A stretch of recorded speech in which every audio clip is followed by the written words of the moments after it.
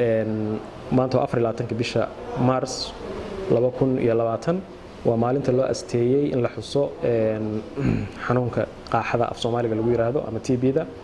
24 Mars waa waqtigii la ogaaday dhakhtarkii ugu horeeyay oo Jarmalka ah uu soo saaray xanuunka la yiraahdo TB-da ay keento bakteeriyada la yiraahdo Mycobacterium tuberculosis ay keento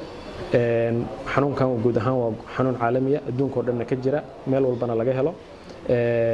Soomaaliya waxay ka mid tahay meelaha ugu badan waxaan ku soo koobayaa qof kasta oo isku arka ama isaga shakiya calaamadaha TB-da ama arka qof kale oo sidaas oo kale calaamadihii TB-da uu ku arko ama uga shakiyo in uu talo bixin caafimaad siiyo lana xiriirsiiyo goobaha ugu dhow oo caafimaad kadibna loo gudbiyo xarumaha lagu daweeyo TB-da lagu daweeyo maanta waa 24 March ku aadan maalinta World Day TB maalinta TB-da adduunka oo u dabaaldegayo run ahaantii xanuunkani wuxuu leeyahay saameyntiisa aad u baaxad weyn in badan oo bulshadeena kamid ahna aysan ku baraarugsaneen xanuunkan TB-da qofka markuu u yimaado halkan xarunta waxa ugu lamaan xanuun mentally ah taasoo uu xafiisku aad isugu hawlo muddada 6 bilood oo bukaanka noo qaadanayo dawadu ama muddada 2 sano ay qaadanayaan inay la tacaalaan xanuuno kala duwan oo maskaxda laguna dhiirigeliyo bukaanka inuu qaato muddadaas dheer dawadiisa iyadoo wacyigelino iyo talo bixin caafimaad la siinayo marka waxa weeye dadka in lagu baraarujiyo calaamadaha TB-da waa muhiim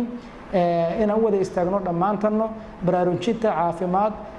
ku saabsan cudurka qaaxada ah waa muhiim marka waxaan u soo jeedinayaa warbaahinta inaysan ku ekaynin ka hadalka cudurka qaaxada ah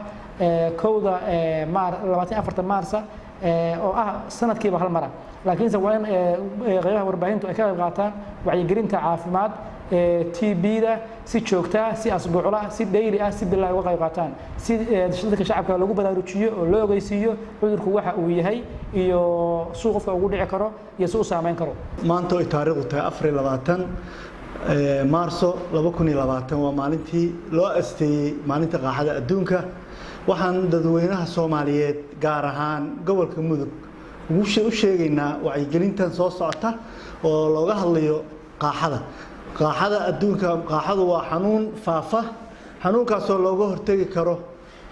daawona lagana hortagi karo daaweyntiisana waxa ugu fiican in looga hortago ka hortag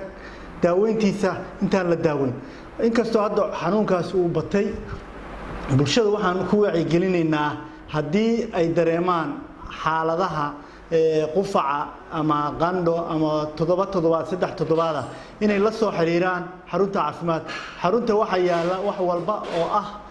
daawo iyo baaris lacag la'aan daawadu waa lacag la'aan baaridu waa lacag la'aan raajadu waa lacag la'aan bulshadeyntu waxaan ugu baaqaynaa inay ka foojignaadaan xanuunkaas haddana waxaba yimid xanuun kale ka sii darano